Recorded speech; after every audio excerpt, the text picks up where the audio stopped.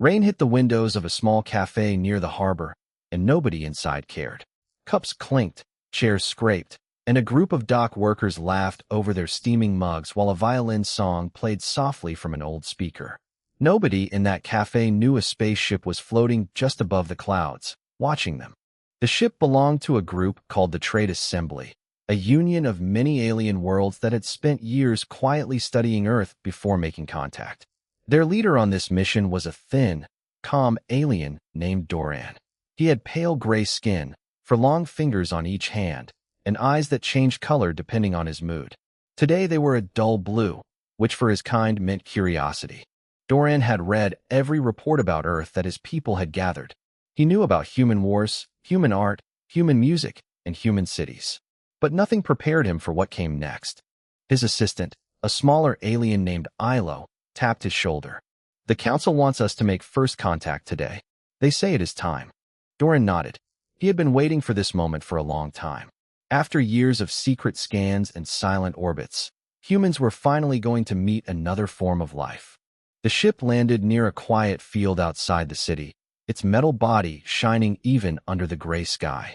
Soldiers surrounded the area within minutes, followed by scientists, reporters, and one calm woman in a formal uniform. Her name was Rosa Ibarra, a newly appointed officer for something called the Earth Diplomatic Corps. She had been chosen because she was calm under pressure and spoke 3 languages fluently. Rosa walked toward the ship without fear, though her hands trembled slightly at her sides. When the ship's door opened and Doran stepped out, the whole crowd went silent. "Greetings," Doran said. His voice carried through a small device on his chest that translated his words into human language. "We come in peace, to learn about your world." Rosa smiled, though her heart was pounding. "Welcome to Earth," she said. "We have been waiting a long time to say that to someone." The next few days were filled with meetings, questions, and careful introductions. Doran was allowed to tour a few cities under close watch, always with Rosa by his side. He watched humans work, laugh, argue, and rest. He found their behavior strange, but fascinating. One afternoon, after a long meeting about trade laws, Rosa suggested they take a break. "Let's get out of this building for a bit," she said. "I know a good place nearby." She led Doran and 2 of his aides to a small cafe near the harbor, the same one where the rain had been falling that morning. Warm light spilled out from its windows, and the smell of roasted beans drifted into the street. Doran had never smelled anything like it. His scanner, a small device built into his wrist, immediately started collecting data. As they walked inside, nearly every human they saw was holding a cup filled with a dark brown liquid. Some sipped it slowly. Others drank it quickly before rushing back to work. A few sat alone, simply enjoying the quiet moment with their cup. Rosa ordered 2 coffees and 1 tea, then turned to Doran. "You should try something.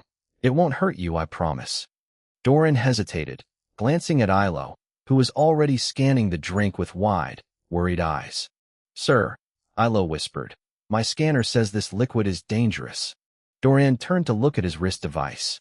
The screen showed a long list of chemical names, followed by a warning in red letters. Caffeine detected. Classification, mild neurotoxin. Effects, increased heart rate. Addiction risk, possible long-term health strain. Doran's eyes shifted from blue to a sharper shade of yellow, a sign of alarm. "Rosa," he said carefully, "do you understand what is in this drink?" Rosa laughed, thinking he was joking. "It's just coffee. Everyone drinks it. Some of us can't function without it in the morning." Doran stared at the cup in her hand, then looked around the room. Every table had a similar cup. An old man near the window was on his 3rd cup already. A young woman typing on a laptop had 2 cups beside her, one empty and one half full. Nobody seemed worried. Nobody seemed sick. "You drink this every day?" Doran asked. "Multiple times a day, for some of us," Rosa said, taking a sip of her own coffee with a satisfied sigh. "Why? Is something wrong?" Doran did not answer right away. His mind was racing, trying to make sense of what his scanner was telling him. According to assembly records, dangerous substances were avoided, restricted, or carefully controlled by every civilized species they had studied. Yet here, humans were casually drinking something labeled a neurotoxin, seemingly without a second thought, as if it were nothing more than water. He looked at Ilo, who was still staring at his scanner in disbelief. We need to report this, Doran said quietly. Immediately. Rosa raised an eyebrow, sensing the shift in his tone. Report what exactly? Doran turned to her, his eyes now a deep, troubled orange. Rosa, I believe we may have just discovered something the Assembly needs to know about. Something about your species that nobody expected. Outside, the rain had stopped, and sunlight broke through the clouds, lighting up the cafe's windows. Inside, humans kept drinking their coffee and tea, completely unaware that a quiet, historic moment of confusion had just begun above their heads, one that would soon reach the highest levels of an alien government far beyond the sky. Far above Earth, inside a massive silver ship that quietly circled the planet, alarms were not ringing, but something close to panic was spreading through its halls. News traveled fast among the trade assembly crew, and within hours, everyone knew about the strange drink the humans called coffee. A scientist named Selvi was the first to receive Doran's full report. She worked in a lab filled with floating screens and glass containers holding samples from a dozen different worlds. Selvi had spent 30 years studying alien biology, but nothing in her long career had prepared her for what she read that day.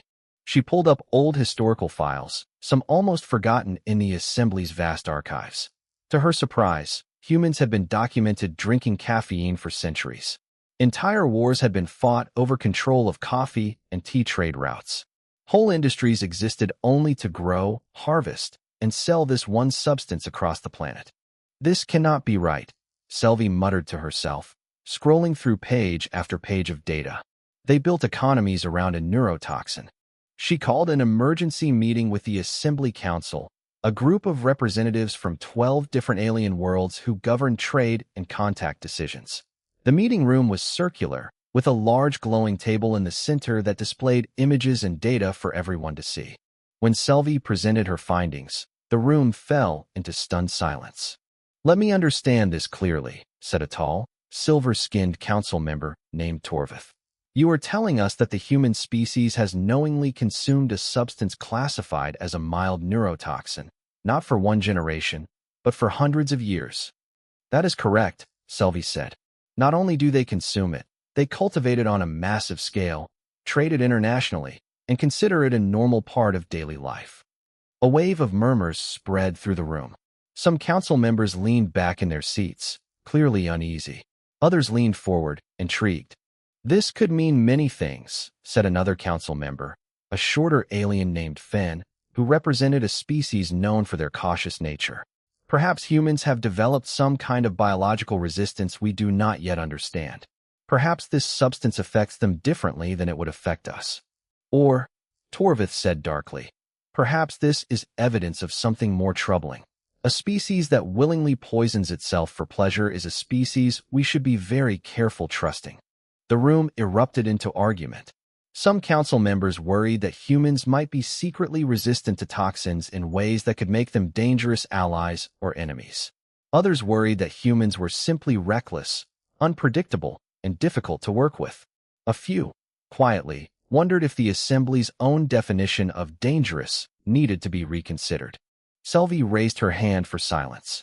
Before we make any decisions, I believe we need more information. Sending panicked messages or making assumptions will not help us understand the truth. Torvith crossed his arms. And what do you suggest, scientist? A proper investigation, Selvi said. We send a small research team, disguised as part of the trade delegation, to study this substance and its effects on humans directly. We observe, we collect data, and only then do we make judgments. The council debated for nearly 2 hours. Some wanted to halt all contact with Earth until the matter was resolved. Others argued that pulling back now would insult the humans and damage relations before they had even truly begun. In the end, a narrow vote decided the outcome. A research team would be sent, quietly, to study humans and their strange, beloved drink. Selvi was assigned to lead the science division remotely, while a field researcher named Ganto would travel down to the surface to conduct the actual investigation. Ganto was a calm, methodical alien known for his patience and his ability to remain neutral even in strange situations. Before Ganto left for Earth, Selvi met with him privately in her lab. Be careful down there, she said. Whatever you find, do not jump to conclusions. The council is already nervous, and nervous leaders make poor decisions. Ganto nodded. I will observe everything carefully. If humans truly have some kind of resistance, we need proof, not guesses. And if they don't? Sylvie asked. If this is simply something they enjoy, despite the risk? Ganto paused, considering the question. Then perhaps we will learn something new about courage or foolishness, or maybe both at once. Sylvie allowed herself a small, tired smile. Just bring back the truth. That is all I ask.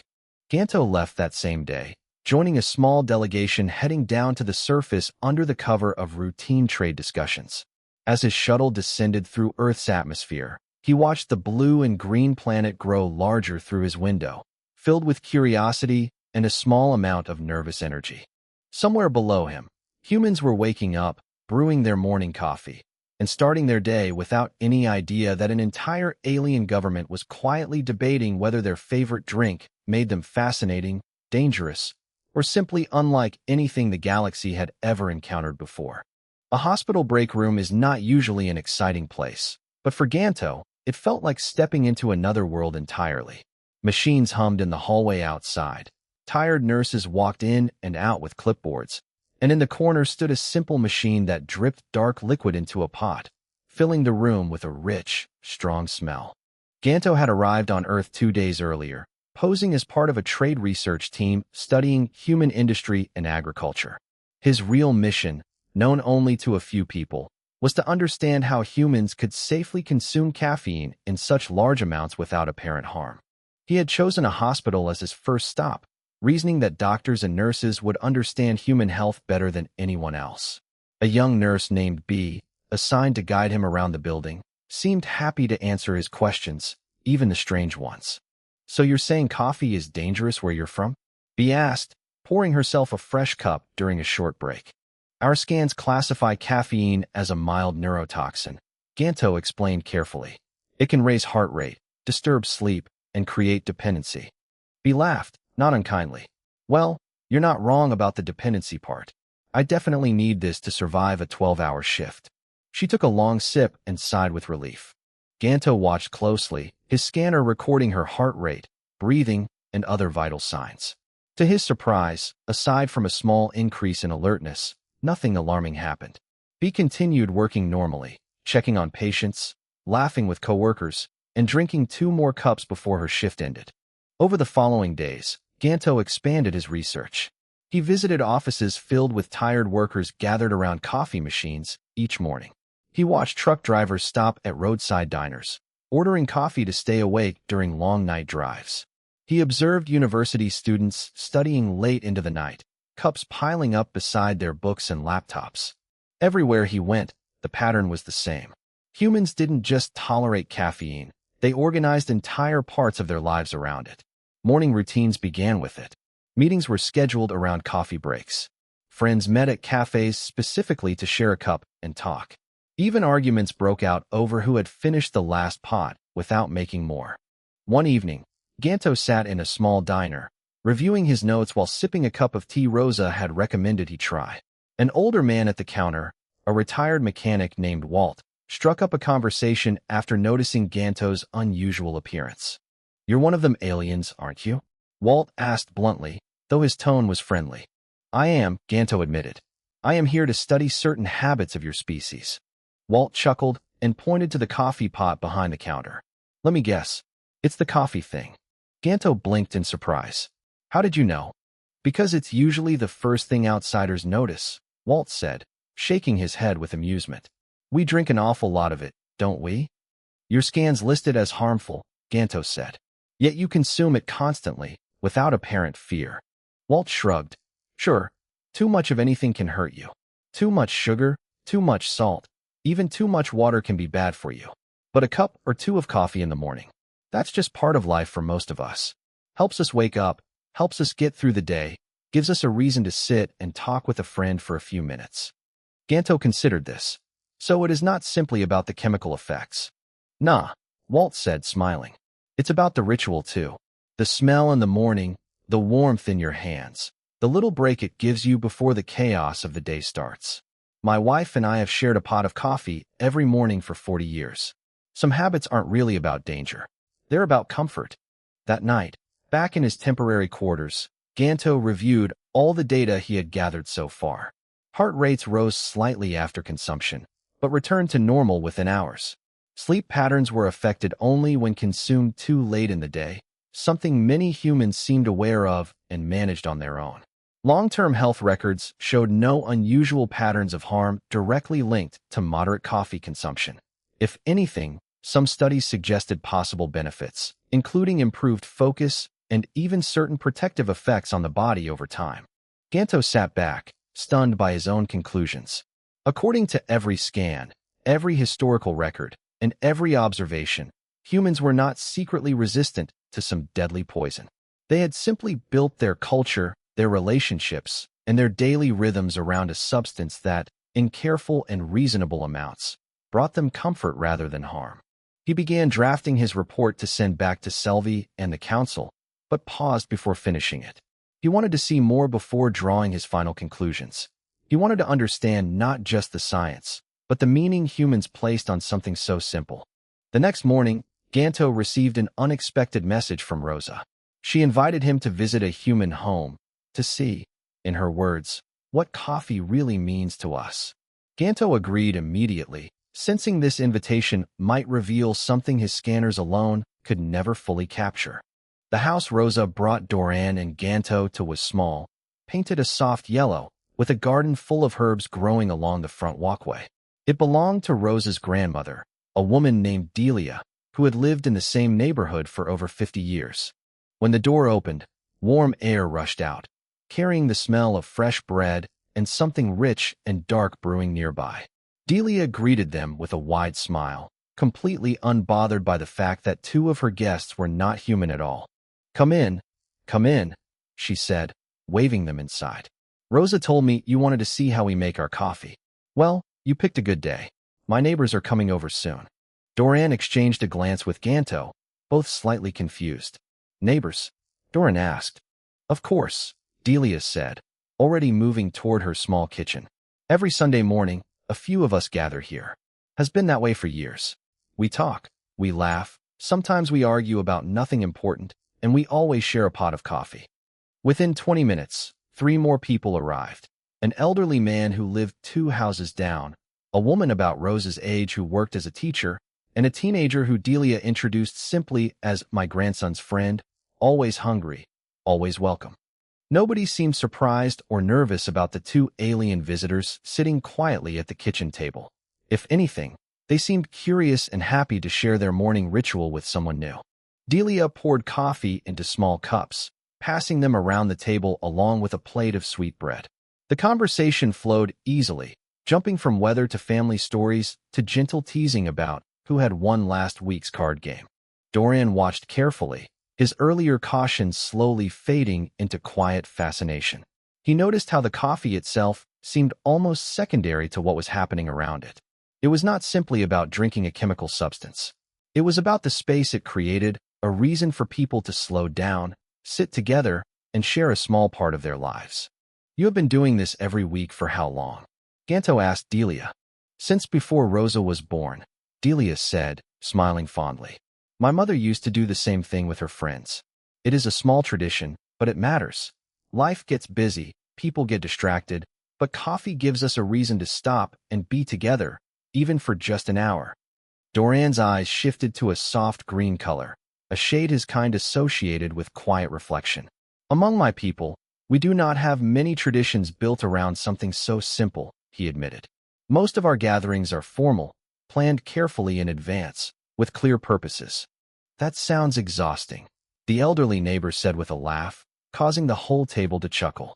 As the morning went on, Doran found himself asking more personal questions, less focused on chemical scans and more focused on understanding what he was witnessing. He learned that Delia's husband, who had passed away several years earlier, used to make the coffee every Sunday himself, and that continuing the tradition after his passing had helped her feel connected to him. It's a small thing, Delia said quietly, staring into her cup. But it matters to me. Every Sunday, when I make that first pot, I think of him for a moment. It's comforting. The room grew quiet for a moment, the kind of quiet filled with understanding rather than awkwardness. Later, As they walked back toward the car, Doran turned to Ganto. "I do not think this is simply about resistance to a chemical substance," he said slowly. "No," Ganto agreed. "I believe it is about connection, comfort, memory. The chemical effects are real, but they are only part of a much larger picture." Back aboard the ship that evening, Ganto prepared to send a more detailed report to Selvi and the Council, but he knew the scientific data alone would not fully explain what he and Doran had witnessed that morning. Numbers could not capture the warmth in Delia's kitchen or the quiet sadness and love in her voice when she spoke of her husband. Meanwhile, back on the Council ship, the debate had not settled. Torvith and several other members continued to argue that humans might still be hiding some kind of advantage, using cultural traditions as a clever disguise for something far more dangerous. Others, swayed slightly by Selvi's careful presentation of Ganto's early findings, began to wonder if perhaps the truth was simpler than anyone had expected. To settle the growing divide once and for all, the Council proposed a formal solution, a public demonstration, carefully monitored, in which a single human volunteer would consume a standard dose of coffee while alien scientists tracked every possible reaction in real time. If no unusual results appeared, the Council agreed to finally accept that caffeine posed no unique threat from humans, only the risks already recorded in their own species' history. When Rosa heard about the proposal through official channels, she did not hesitate for even a moment. "I'll do it," she said simply. "Let them watch. I'll drink my coffee, and then I'll ask for a second cup." Doran, hearing her answer through a shared communication line, allowed himself the closest thing to a smile his species could manage. Somehow, he was certain the demonstration would not go the way the Council expected. A large white tent had been set up in an open field just outside the city, filled with humming machines, floating screens, and enough monitoring equipment to track a small hospital's worth of patients. Alien scientists moved carefully between stations, adjusting sensors and reviewing checklists, while a small group of human officials stood nearby, watching with a mix of curiosity and mild amusement. Rosa sat in a simple chair at the center of the tent, wires gently attached to her arms, chest, and temples. In front of her, on a small table, sat a single white cup filled with freshly brewed black coffee, its steam curling upward into the cool morning air. Doran stood near the entrance, his eyes shifting between shades of blue and green as he watched the final preparations. Beside him stood Ganto, reviewing data on a small screen, and a few steps away, Selvi had joined them in person for the first time, having traveled down from the ship specifically to witness the demonstration herself. Torvith, along with two other Council members, watched from a raised platform at the back of the tent, arms crossed, clearly still skeptical of what they were about to see. "Are you ready?" asked the lead technician, a nervous young alien named Fessa, glancing at Rosa. "More than ready," Rosa said, offering a relaxed smile. "Can we get this started? My coffee's getting cold." A ripple of quiet laughter spread through the human officials nearby, though the alien scientists remained focused and serious, unsure what to expect. Fessa gave a small nod. "Please begin drinking at a normal pace, as you would on any regular day." Rosa lifted the cup, took a slow sip, and let out a small, satisfied sigh. "Perfect temperature," she said, mostly to herself. The room fell silent except for the soft beeping of monitors. Every screen displayed a steady stream of numbers: heart rate, blood pressure, brain activity, and several other readings Doran did not fully understand. For the first few minutes, nothing dramatic happened. Rosa's heart rate rose slightly, a normal and expected reaction, then began to level off. Torvith leaned forward slightly, watching the numbers with narrowed eyes. "This proves nothing yet," he muttered. "Give it time." Minutes passed. Rosa continued sipping her coffee, occasionally chatting quietly with one of the technicians about the weather, completely unbothered by the wires attached to her body or the room full of aliens watching her every move. Her brain activity showed increased alertness, a pattern Ganto recognized from his earlier research. Her heart rate remained slightly elevated but stable, while within healthy limits according to human medical standards. After 20 minutes, Rosa finished her cup and set it down gently on the table. "That was nice," she said, stretching her arms. "Any chance I could get a second cup? I usually have two in the morning." A few of the alien scientists exchanged glances, clearly surprised by the casual request. Fessa looked toward Selvi, unsure how to respond. Selvi stepped forward, studying the data on the main screen carefully. Her vitals remained stable. There is no indication of distress, danger, or unusual biological reaction beyond what would be expected from mild caffeine consumption. Torvith frowned deeply. Perhaps her body has built a unique tolerance. Perhaps this is not representative of her entire species. With respect, Ganto said, stepping forward. Our research over the past several days shows this pattern repeated across hundreds of humans, of different ages, health conditions, and lifestyles. What you are seeing now is not an exception. It is the standard. The tent grew quiet again as the council members exchanged uncertain glances. The younger scientist, Fessa, moved closer to the screen, still watching Rosa's data with fascination. According to every scan, Fessa said slowly, almost to herself, she is simply relaxed, comfortable. There is no fear response at all. Rosa, overhearing this, smiled. Why would I be afraid? It's just coffee. I've been drinking it since I was a teenager. Doran, standing quietly near the entrance, finally spoke, his voice calm but firm. I believe what we are witnessing is not resistance to a poison. It is simply enjoyment of something humans have chosen, freely and repeatedly, to include in their daily lives. The danger our scanners detected is real, but it is a danger humans have learned to manage, much like fire, or sharp tools, or fast vehicles. Selvi nodded slowly, clearly moved by the demonstration. It seems our definition of danger may have been too narrow. We measured the chemical, but not the context surrounding its use. Torvith remained silent for a long moment, staring at the data still glowing on the screen. Finally, he let out a slow breath. Very well, he said, his tone noticeably less certain than before. The evidence is difficult to dispute. Perhaps we have been too quick to assume the worst. Rosa, still waiting for her second cup, raised an eyebrow toward Fessa.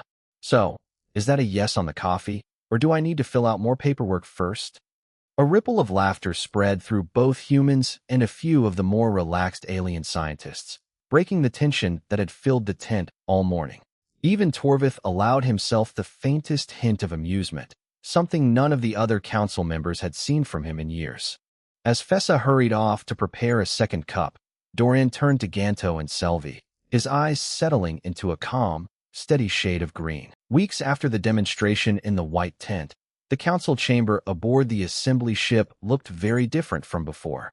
The tension that once filled the room had softened into something closer to curiosity, and even a little humor, whenever the subject of humans and their coffee came up. Selvi stood at the center of the glowing table, presenting her final report to the full council. After extensive research, she said, we have officially reclassified caffeine, as consumed by humans, from a hazardous substance to a common human dietary staple, similar to sugar, salt, or spices found across many worlds. A few council members nodded in agreement, while Torvith, seated near the back, simply crossed his arms and said nothing, though his earlier hostility had clearly faded into quiet acceptance. However, Selvi continued, we still recommend a cautionary notice for non-human visitors, as caffeine may affect other species differently than it affects humans. This is not a judgment on human safety, but a matter of basic biological difference. The council voted, and for the first time since the strange discovery began, the decision was nearly unanimous. Coffee, tea, and other caffeinated drinks would no longer be viewed as evidence of recklessness or hidden danger, but simply as a part of human culture, one among many the assembly was slowly beginning to understand. Down on Earth, life had mostly returned to normal, though a few changes had quietly taken root. Doran had requested, and received, permission to remain on the planet permanently as an official liaison between humanity and the Trade Assembly. His request surprised many of his superiors, but Selvi, having seen the change in him over the past few months, was not surprised at all. Ganto, too, continued his research, though now his focus had shifted from suspicion to genuine curiosity. He spent his days visiting cafes, farms, and markets, learning not just about coffee, but about tea, chocolate, spices, and dozens of other small human traditions that carried far more meaning than their simple ingredients suggested. One afternoon, Rosa found Doran sitting alone on the rooftop of the diplomatic building, watching the sun set over the city. She joined him quietly, carrying 2 cups of coffee, and handed him one without a word. Doran accepted it carefully, staring at the dark liquid for a long moment before finally taking a small sip. His eyes shifted briefly through several colors, settling finally on a warm, golden shade Rosa had never seen from him before. "Well," Rosa asked, smiling, "what do you think?" "It is unexpectedly pleasant," Doran admitted, "though I suspect it will take me some time to understand it the way your people do." Rosa laughed softly, sitting down beside him.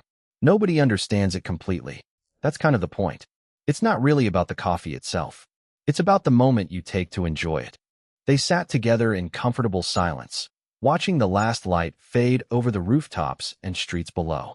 Far above them, the assembly ship continued its quiet orbit, now joined by 2 more vessels representing other alien worlds curious about Earth, drawn partly by trade opportunities and partly, if only a little, by strange rumors of a small blue planet where the people had built an entire culture around a simple, warm drink.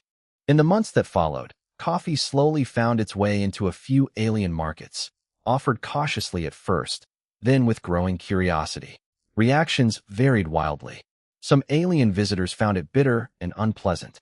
Others, much to Selvy's amusement, quickly developed their own small daily habits, much like the humans they had once questioned so carefully. Trade agreements between Earth and the assembly expanded steadily, covering technology, resources, and cultural exchange. Yet among diplomats and scientists alike, the story of the deadly substance that wasn't became a well-known tale, often repeated with a smile whenever new alien visitors expressed concern over some unfamiliar human custom. Rosa continued her work as a liaison, often joined by Doran during official visits and quiet mornings alike. Their friendship, built unexpectedly over a simple cup of coffee, became something of a symbol for the wider relationship slowly forming between their 2 worlds, a reminder that first impressions, however alarming they might seem, did not always tell the full story. As another quiet evening settled over the city, Doran raised his cup slightly, mimicking a small human gesture he had recently learned from Rosa. "To misunderstandings," he said, his translator carrying a hint of dry humor Rosa had come to enjoy, "and to the strange, wonderful things we discover once we take the time to look closer." Rosa smiled, raising her own cup to meet his. "To coffee," she said, "and to new friends, wherever they come from." Their cups met with a soft, simple clink, a small sound that carried far more meaning than either of them could have imagined just a few months earlier, when a single cup of coffee had first threatened to end everything before it truly began.